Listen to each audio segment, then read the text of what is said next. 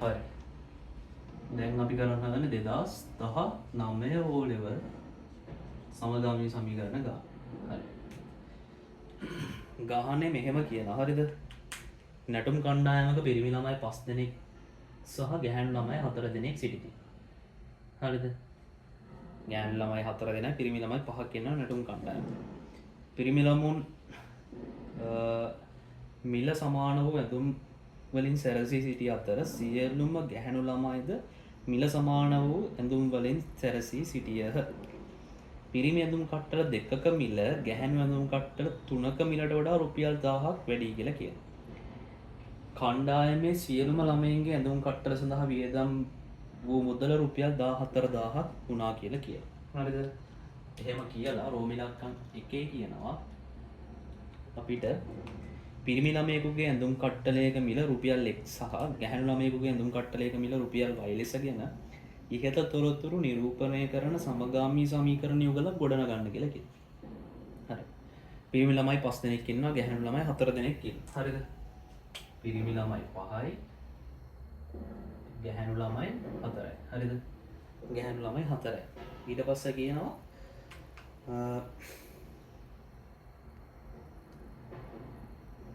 පිරිමි ඇඳුම් කට්ටල 2ක මිල. හරිද? පිරිමි ඇඳුම් කට්ටල 2ක මිල ගැහැණු ඇඳුම් කට්ටල 3ක මිල. මේක සමාන වෙනවා කියලා කියන ගැහැණු ඇඳුම් කට්ටල 3ක මිලට රුපියල් 1000ක් එකතු කරපුවා. ඕකනේ සරලවම කියන්නේ. පිරිමි ඇඳුම් කට්ටල 2ක මිල සමානයිලු ගැහැණු ඇඳුම් කට්ටල 3ක මිලට වඩා රුපියල් 1000ක්. හරිද? ඊට පස්සේ කියනවා මේ ඇඳුම් කට්ටල ඔක්කොටම ගිය මුදලත් මෙයා කියනවා රුපියල් 14000ක් කියලා කියනවා. ඒ කියන්නේ ගැහැණු ඇඳුම් කට්ටල 4යි, පිරිමි ඇඳුම් කට්ටල 5ටයි වැය වෙච්ච මුළු මුදල 14000යි කියලාත් කියනවා. හරිද? හරි. ඊට පස්සේ අපිට කියනවා සමගාමී සමීකරණ යුගලක් ගොඩනගන්න කියලා. හරිද? ඔබ තමයි කියන්නේ. හරි. මම ගන්නවා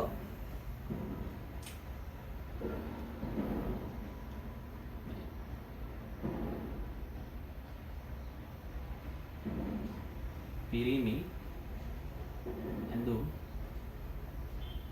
කට්ටල යක මිල හරිද? මිල x ලෙස ගනිමු. ඊළඟට මම බලනවා ගැහැණු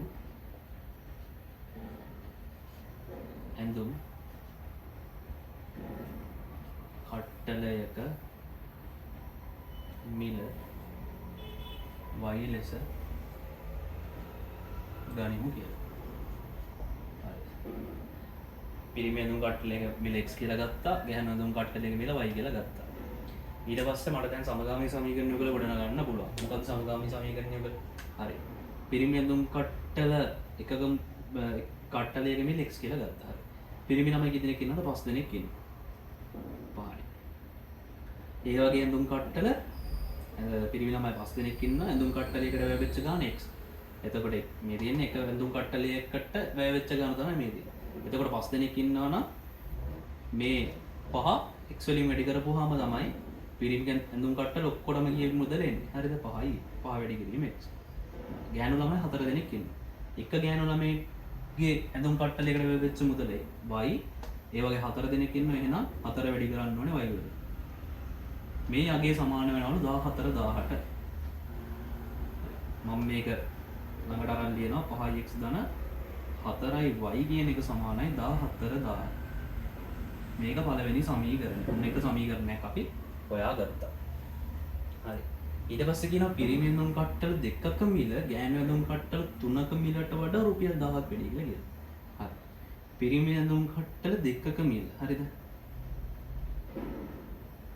කියන්නේ පිරිමි ළමයි දෙන්නෙක්ට ගියපු මිල.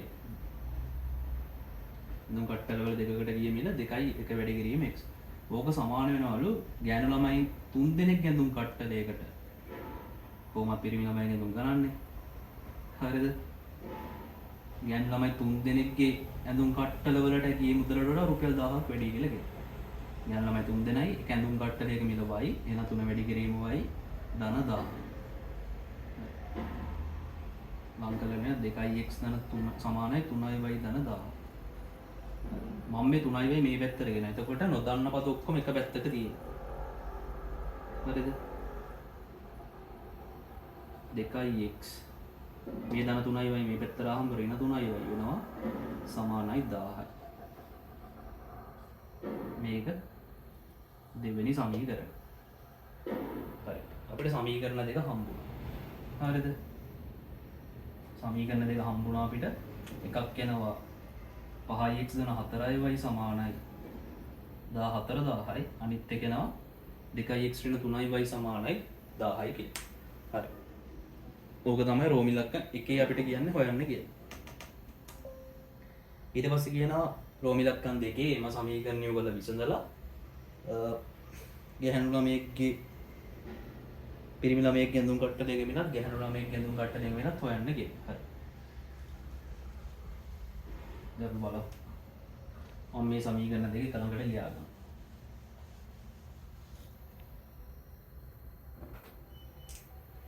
මොකද සමීකරණ දෙක 5x ධන 4y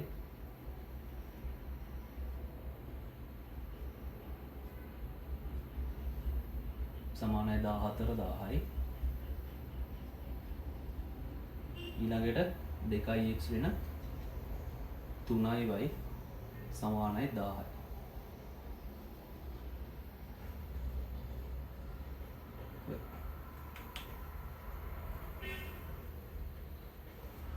දැන් මම මේක සුළු කරන්න හදන්නේ. සුළු කරන්න කලින්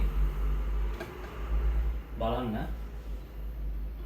පළවෙනි සමීකරණයේ x වල සංකුණකේ 5යි. දෙවෙනි සමීකරණයේ x වල සංකුණකේ 2යි.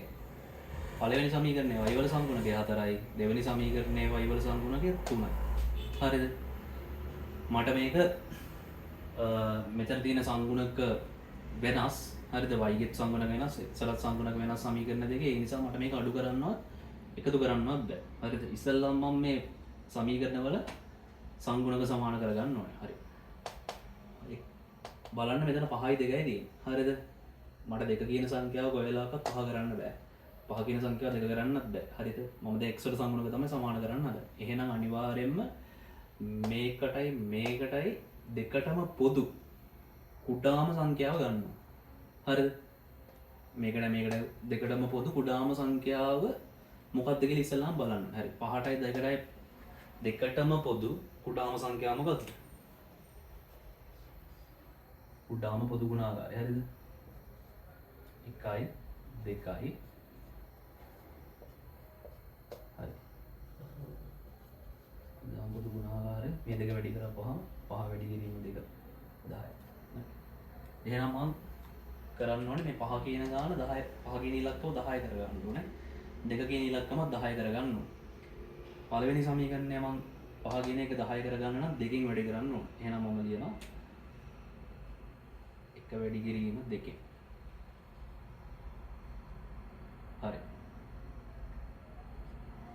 10x ධන 4 2කින් වැඩි කරොත් 8y 4y 2කින් වැඩි කරොත් 8y 14 10 2කින් වැඩි කරොත් 28000.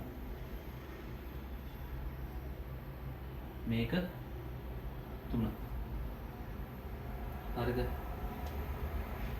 ඊට පස්සේ පුළුවන් දෙවෙනි සමීකරණය මට වැඩි කරන්න කීයෙන්ද? 5න් වැඩි කරන්න පුළුවන්. එතකොට 2 5න් වැඩි කරොත් තමයි 10 වෙන්නේ. 2 5න් වැඩි කරොත් එහෙම 10යි 2x වැඩි කරොත් 5න් 10ix ඍණ. හරිද? 3y 5න් වැඩි කරොත් එහෙම 15y. හරිද? 10 5න් වැඩි කරොත් එහෙම 5000යි.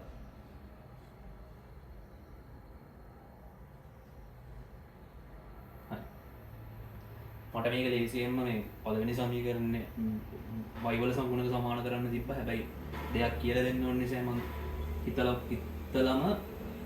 x වල සංගුණකේ සමාන කරේ. මොකද අර ඍණ දාද්දි වරහන දාන්න ඕනේ. වරහන දාන්න ඕනේ. ඇයි කියන එක මෙතනින් ඕගොල්ලෝ හොද්දට තේරෙයි. හරිද? හරි. දැන් මට පුළුවන් මේ වන්නේ තුන්වෙනි සමීකරණේ x වල සංගුණකත් සමානයි. හතරවෙනි සමීකරණේ x වල සංගුණකත් සමානයි. මට පුළුවන් දැන් මේ සමීකරණ දෙක අඩු කරලා, ඒ කියන්නේ 3න් 4 අඩු කරලා හරි 4න් 3 අඩු කරලා හරි x අයින් කරගන්න. හරිද? ඒ අයින් කරගෙන මට පුළුවන් y වලට උත්තරයක් හොයාගන්න. හරි. මම තුන්වෙනි සමීකරණයෙන් හතරවෙනි සමීකරණය අඩු කරනවා. 3 රින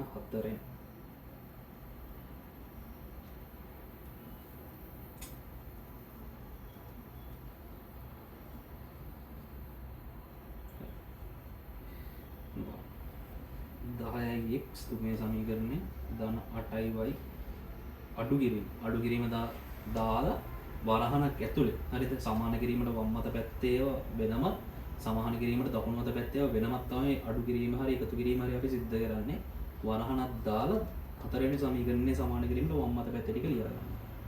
වෙන 15යි බයි සමානයි 28000න් 5000ක් අඩු කරන්න තියෙනවා. අඩු කිරීම 5000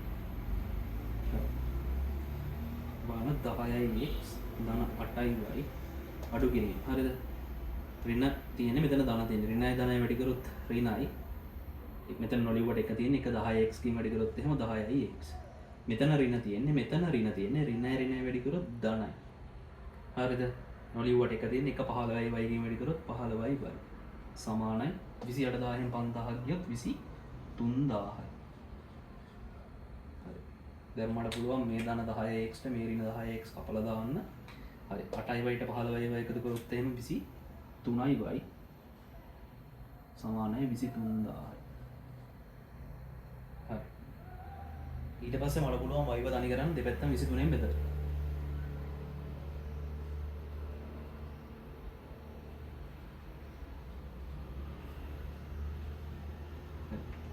මේ 23ට මේ 23 කැපිලා යනවා y ඉතුරු වෙනවා 23000න් 23න් බෙදුවොත් එහෙනම් උත්තරේ 1000යි.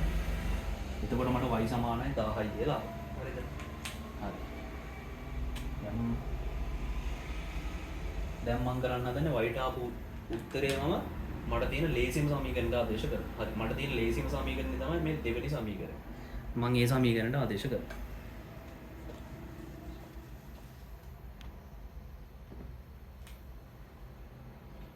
y සමානයි 1000 හරිද දෙකෙහි ආදේශ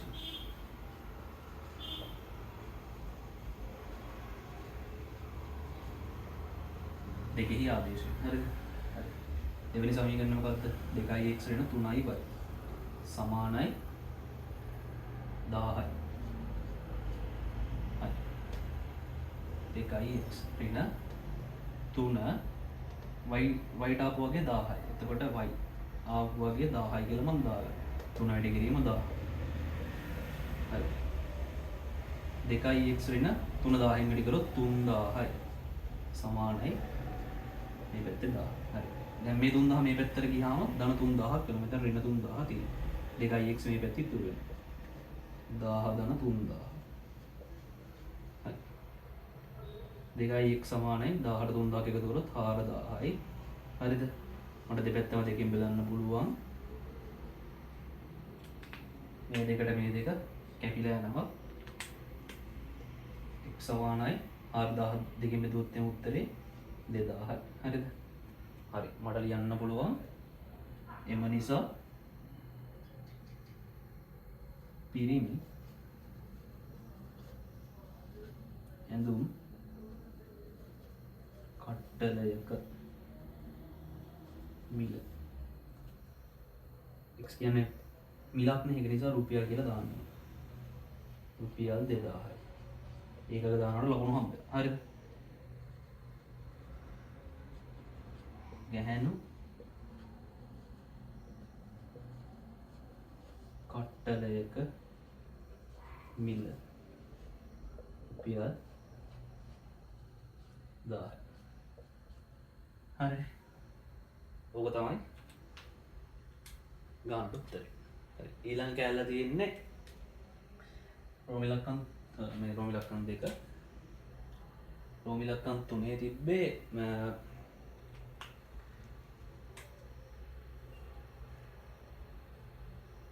සමගාමී සමීකරණ කොටසක් නෙමෙයි තිබ්බේ. හරිද? VJ භාග තිබ්බේ. එතකොට ඒ කොටස අපි VJ භාග තියෙන ගණන් හදන වීඩියෝ සෙට් එකේදී හදමු. සමගාමී සමීකරණ පාඩමට දාලා කොටස තමයි මේ තියෙන්නේ. හරි. 2020 ගානෙන් අපි ආය හම්බ වෙමු.